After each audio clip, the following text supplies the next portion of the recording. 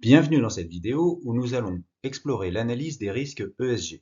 Avant de poursuivre, n'oubliez pas de participer au quiz qui suivra la vidéo pour tenter de gagner mon livre Vers une finance durable aux éditions Arnaud Franel. Et n'oubliez pas de vous abonner pour ne pas rater les prochains épisodes.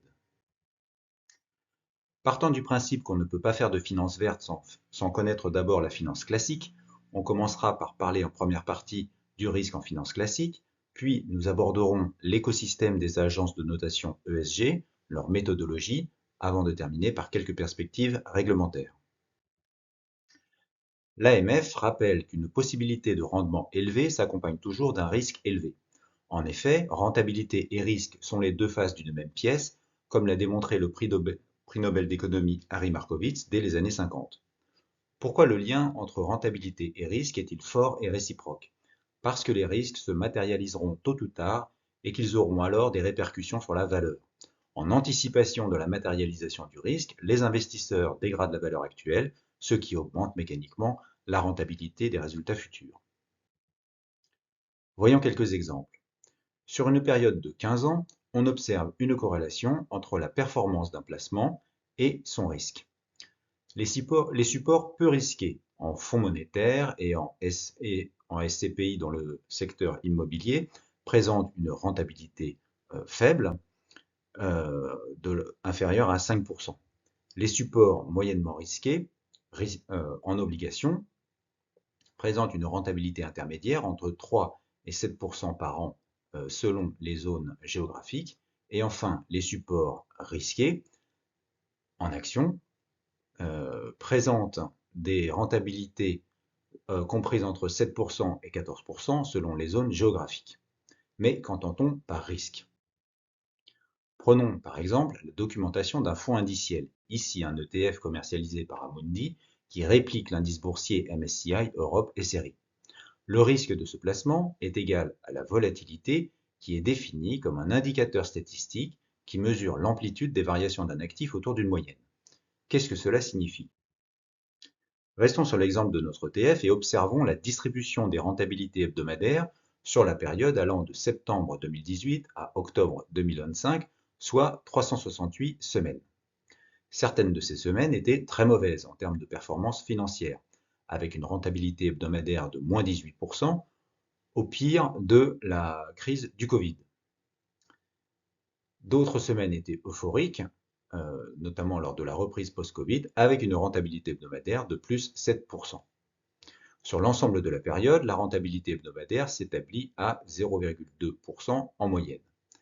La volatilité hebdomadaire de 2,4% va donner une idée de la dispersion, de la distribution des rentabilités par rapport à la rentabilité hebdomadaire moyenne. Environ une semaine sur 6, la rentabilité est inférieure à la moyenne moins la volatilité, c'est-à-dire inférieure à moins 2,2%. Ce sont les points en rouge vif sur le graphique. Environ une semaine sur 6, la rentabilité, au contraire, est supérieure à la moyenne plus la volatilité, c'est-à-dire supérieure à 2,6%. Ce sont les points en vert sombre sur le graphique. Et pour les situations intermédiaires, on peut regrouper les semaines en 4 intervalles de largeur, la volatilité divisée par 2. La rentabilité hebdomadaire de l'ETF suit une loi statistique qui se rapproche d'une loi gaussienne. Vous trouverez des approfondissements sur le sujet dans le 4e chapitre de mon livre. L'écart entre la rentabilité espérée et la rentabilité obtenue cause des émotions aux investisseurs. Schématiquement, un investisseur a 6 états d'humeur: satisfait ou déçu, très content ou mécontent, euphorique ou déprimé. Comme on vient de le voir, il se trouve que ces 6 états d'humeur sont à peu près équiprobables. Ils forment les 6 faces d'un dé presque équilibré. Après le risque en finance classique, passons au risque environnemental, social et de gouvernance. Comment est-il défini et comment se mesure-t-il? Des agences de notation se sont spécialisées sur ce sujet et elles ont fort à faire. D'après l'organisme CDP, 9 entreprises sur 10 ne sont pas sur une trajectoire compatible avec un réchauffement climatique de 1,5 degré. Voyons quelles sont ces agences, leurs différentes approches et leur utilité. Les agences de notation environnementale peuvent être regroupées en 4 catégories. Les agences détenues par des fournisseurs de données financières, Bloomberg, Sustainalytics, qui est une filiale de Morningstar, et MSCI, qui est connue pour ses indices boursiers. On trouve également des agences indépendantes comme l'entreprise française Ecovadis, créée en 2007, l'entreprise suisse RepRisk, fondée en 1988, l'organisme Just Capital, cofondé par le gestionnaire de hedge fund Paul Tudor Jones, l'organisme anglais CDP, anciennement Carbon Disclosure Project. On trouve également des entreprises détenues par des places boursières comme ISS, Institutional Shareholder Services, qui est une société américaine rachetée en 2020 par Deutsche Börse, puis deux filiales de la Bourse de Londres, Refinitiv et FTSE4Good. Et enfin, on trouve bien sûr les agences de notation de crédit, S&P, Fitch et Moody's, qui ont racheté des entreprises spécialisées dans la notation ESG, par exemple l'agence Vigeo Eiris, cofondée par Nicole Notta et rachetée en 2019 par Moody's.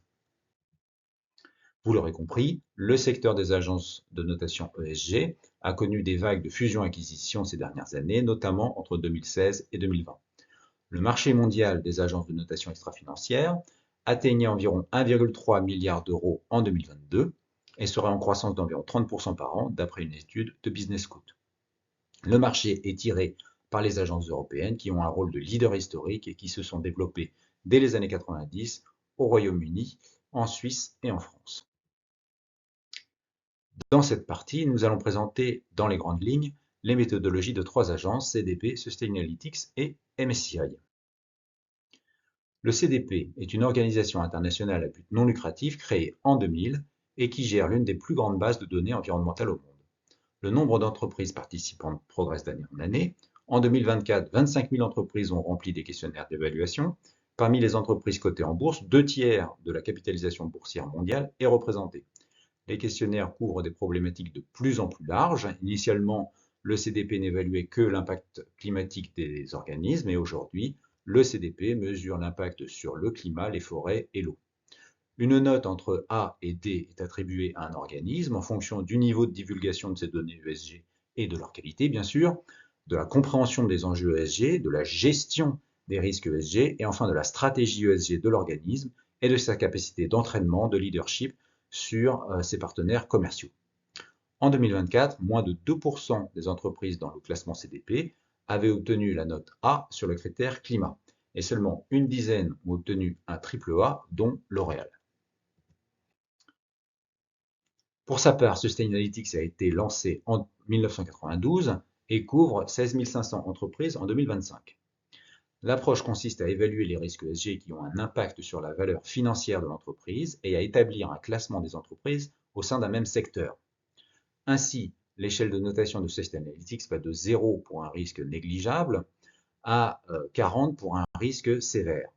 Il ne s'agit pas d'une échelle absolue, mais bien d'une répartition des entreprises d'un même secteur selon les différentes catégories de risques, de façon à permettre aux investisseurs de choisir les entreprises les mieux notées, best in class, et d'exclure les moins bien notées. Sustainalytics évalue pour chaque entreprise son exposition à un risque donné, exposure, puis distingue le risque gérable, une tempête par exemple, et le risque non gérable, une catastrophe naturelle par exemple. Sur le périmètre du risque gérable, Sustainalytics évalue le risque qui est effectivement géré par l'entreprise, managed risk, et la part du risque que l'entreprise a choisi de ne pas gérer, ce qui peut être à l'origine de controverses. La note Sustainalytics porte sur le risque non géré. Ainsi, pour le secteur pétrolier, Total Energy est bien classé parmi les majors pétrolières avec un risque ESG moyen, alors que les autres majors présentent un risque ESG élevé ou sévère. Mais ce n'est pas que Total Energy soit vertueuse en tant que telle, mais elle est plus vertueuse par rapport à d'autres majors pétrolières. On retrouve ici la notion de distribution statistique intrasectorielle. Enfin, le fournisseur d'indices boursiers MSCI publie des notations ESG depuis 2010 et couvre 10 000 entreprises en 2025. Pour évaluer une entreprise, MSCI sélectionne des indicateurs pertinents en fonction du secteur d'activité de l'entreprise, puis MSCI attribue une note entre CCC et AAA selon une échelle qui rappelle celle des agences de notation de crédit. Et enfin, les indicateurs sont calculés selon des formules explicites détaillées dans des fiches méthodologiques. Voyons l'exemple des émissions carbone. L'indicateur MSCI des émissions carbone se calcule par étapes. D'abord, en calculant l'exposition de l'entreprise à ce risque, puis en calculant le niveau de gestion de ce risque. Toutes les étapes de calcul et toutes les formules sont détaillées. Au final, choisir une agence de notation ESG reste difficile selon Deloitte, qui explique dans une étude que les offres ne sont pas toutes comparables. Des progrès restent à accomplir en matière de transparence des méthodologies, mais aussi des sources de données utilisées. La difficulté inhérente est qu'il est difficile de résumer en une seule note une politique ESG dépendant d'un grand nombre de facteurs. Ainsi, les fonds d'investissement qui sont clients des agences ESG gagnent eux-mêmes en compétences ESG et élaborent leur propre méthodologie pour mieux répondre à leurs besoins internes. Dans une publication, le fonds d'investissement Lazard, qui gère 247 milliards de dollars d'actifs en 2024, fait un comparatif de méthodologie ESG d'agences de notation et explique comment il élabore sa propre méthodologie tout en continuant de se comparer aux analyses des agences. Les notations ESG pourraient-elles devenir plus fiables et plus comparables? Quel est le rôle du cadre réglementaire? Dès 2021, l'Organisation internationale des commissions de valeurs s'était positionnée en faveur d'un encadrement réglementaire des agences de notation ESG.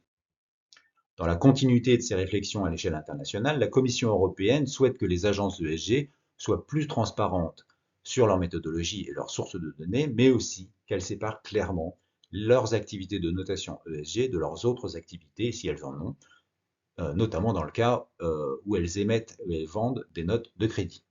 Le but poursuivi par la Commission européenne est d'éviter les conflits d'intérêts et de protéger les investisseurs. Le dernier règlement européen sur les agences de notation extra-financières a été adopté le 27 novembre 2024. Il vient renforcer le cadre réglementaire existant. Son application sera progressive jusqu'à mi-2026 afin de laisser le temps aux acteurs de se conformer aux nouvelles exigences. En conclusion, l'analyse des risques ESG est complexe car de nombreux paramètres sont à prendre en compte ainsi que les spécificités sectorielles. Résumer cette complexité en un seul nombre, une note ESG, est réducteur. La comparaison directe de notes ESG d'agences différentes est difficile car les périmètres considérés et les méthodologies sous-jacentes sont souvent différentes. Cela renvoie à l'importance en premier lieu de la fiabilité et de la qualité des sources de données ESG, ce que nous aborderons au prochain chapitre.